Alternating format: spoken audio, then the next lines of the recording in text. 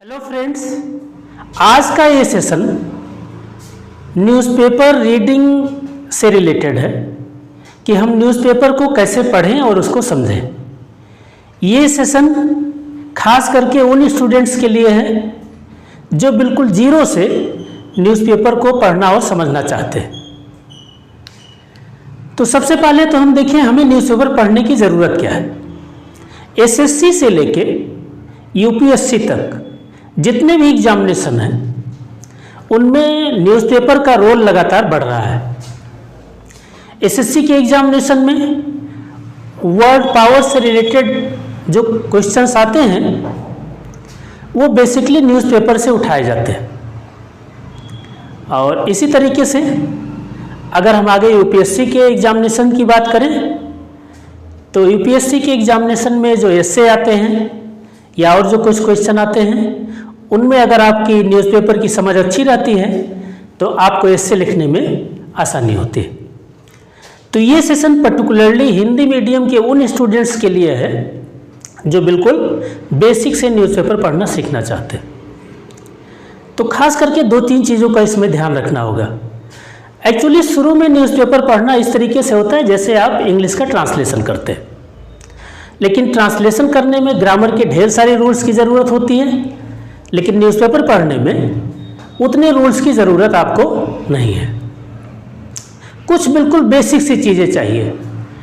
Tense की basic जानकारी आपको होनी चाहिए और टेंस में भी प्रेजेंट इंडेफिनिट और पास्ट इंडेफिनिट, इन दो टेंसेस की आपको जानकारी होनी चाहिए। एक बात ये हुई। दूसरा, जब हमें वर्ड्स की मीनिंग पता होगी तो हम न्यूज़पेपर को पढ़ने के बाद उसको समझ पाएंगे। तो कुल 150 यानी 150 शब्द ऐसे हैं जो कि एक बार जब उनकी आप वोकेबलरी बना लेते हैं तो आपके लिए न्यूज़पेपर पढ़ना बिल्कुल आसान हो जाता है। तो 150 शब्द एक साथ नहीं याद करना है हम एक टारगेट बनाएं कि हमें एक महीने में न्यूज़पेपर पढ़ने में अपने आप को महारत हासिल करनी। तो डेली का टारगेट आपका 5 वर्ड्स का होना चाहिए। 5 शब्दों का टारगेट रहे कि हम डेली 5 शब्द नए सीखेंगे।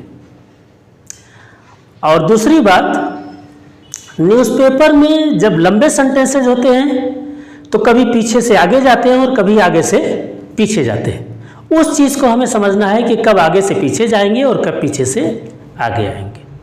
नेक्स्ट बात, हमें किस जगह पर ब्रेक देके न्यूज़पेपर को समझना है।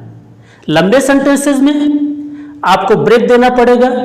ब्रेक दे दे के उसकी मीनिंग निकालनी होगी और उसके बाद फिर उसको रीअरेंज करना पड़ेगा।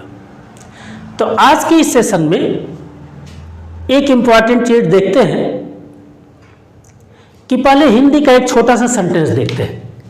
जैसे सपोज करिए इंग्लिश में कोई सेंटेंस है सिंपल सा, ही रीड्स न्यूज़पेपर, वह न्यूज़पेपर पढ़ता है।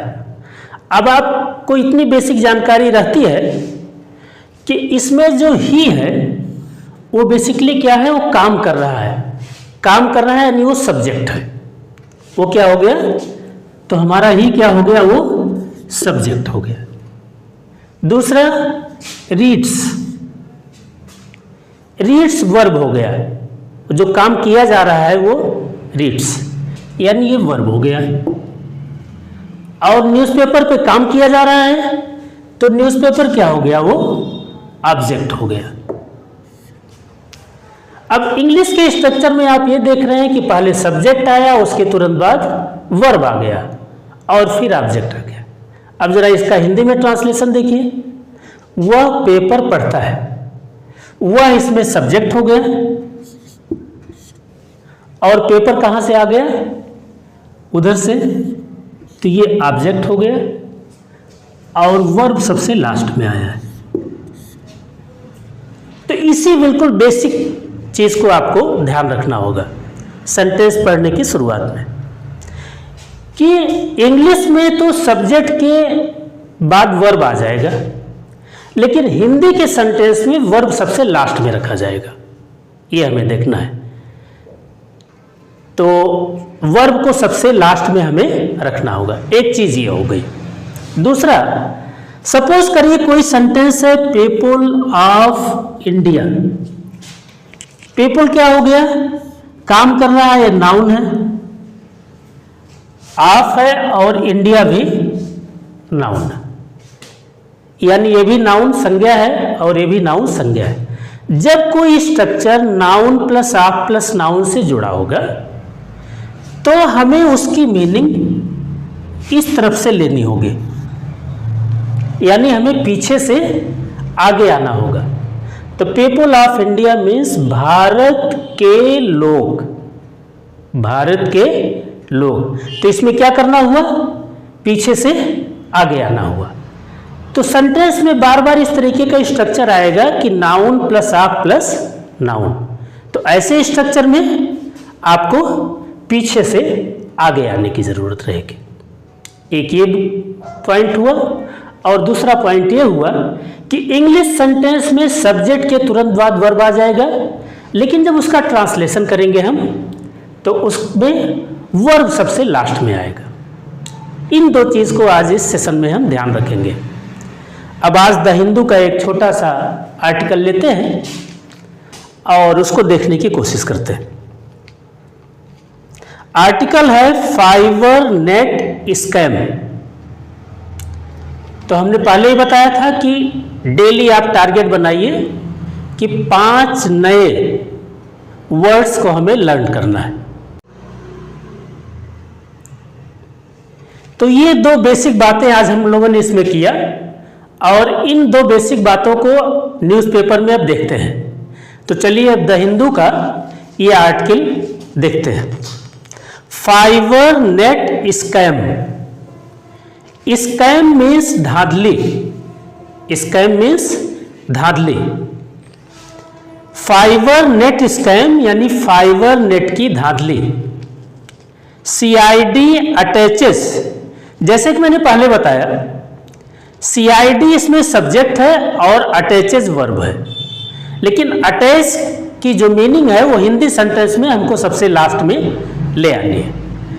CID अटैचेस, आप सीरियल देखते होंगे, CID का सीरियल आता है, तो CID का फुल फॉर्म है क्राइम इन्वेस्टिगेशन डिपार्टमेंट।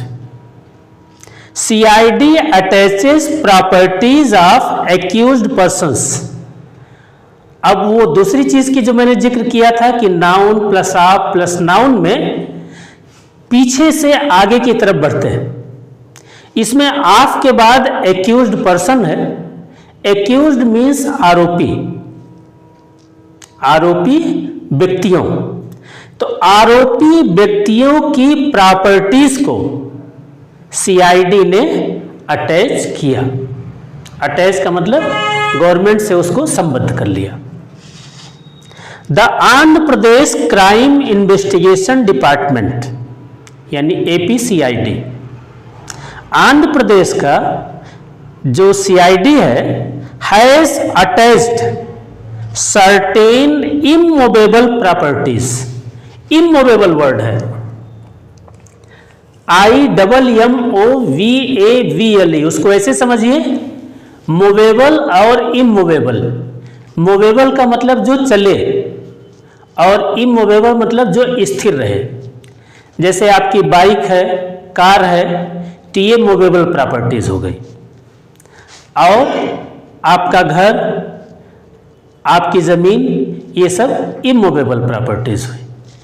तो इमूवेबल मीन्स अचल और इमूवेबल प्रॉपर्टीज अचल संपत्ति। तो the Andhra Pradesh crime investigation department has attached certain immovable properties of the accused persons. अब इसमें immovable properties of the accused persons जो आया, ये फिर से noun plus of plus noun का स्ट्रक्चर आ गया, यानी आपको मीनिंग पीछे से आगे की तरफ ले जानी होगी। तो आंध्र प्रदेश के क्राइम इन्वेस्टिगेशन डिपार्टमेंट ने आरोपित व्यक्तियों की अचल संपत्तियों को गवर्नमेंट से अटैच कर दिया। And companies in the alleged scam, एक वर्ड और है अलेज्ड, ALLEGED। आपने यहां पे देखा एक्यूज्ड, एक्यूज्ड मतलब आरोपी, और अलेज्ड का मतलब भी है आरोपी। तो ये दोनों आपस में सिनोनिम हो गए, पर्यायवाची हो गए। इन द अलेज्ड स्कैम, जो आरोपित धांधली है, यानी जैसा कि बताया जा रहा है कि धांधली हुई, in the phase first of the AP fibre net project, AP का जो फाइबर नेट प्रोजेक्ट है उसके पहले फेज में ये सारी गतिविधियां हुई। तो आज के हमारे सेशन में दो चीजें हमने सीखी कि जब noun plus of plus noun का स्ट्रक्चर आए तो पीछे से आगे मीनिंग ले जानी हमें, एक चीज ये हुआ। और दूसरे, इंग्लिश सेंटेंस में सब्जेक्ट के तुरंत बाद वर्ब आ जाता है, लेकिन हिंदी के सेंटेंस में वर्ब को सबसे लास्ट में रखा जाता है। तो आज इन दो चीज़ों पे फोकस किया हमने, और 5 वर्ड्स लिखे गए हैं, स्कैम, एक्यूज्ड, अलेज्ड, इन्वेस्टिगेशन और इमूवेबल। तो इन सब की मीनिंग और स्पेलिंग को आप ध्यान रखिएगा। आज का सेशन बस इतना ही रहा, और आगे के 2 सेशन और रहेंगे जिनमें हम कुछ और पॉइंट्स का जिक्र करेंगे कि न्यूज़पेपर को शुरुआत में अगर सीखना है तो किस तरीके से हम उसको समझेंगे। आज के लिए इतना ही, थैंक यू।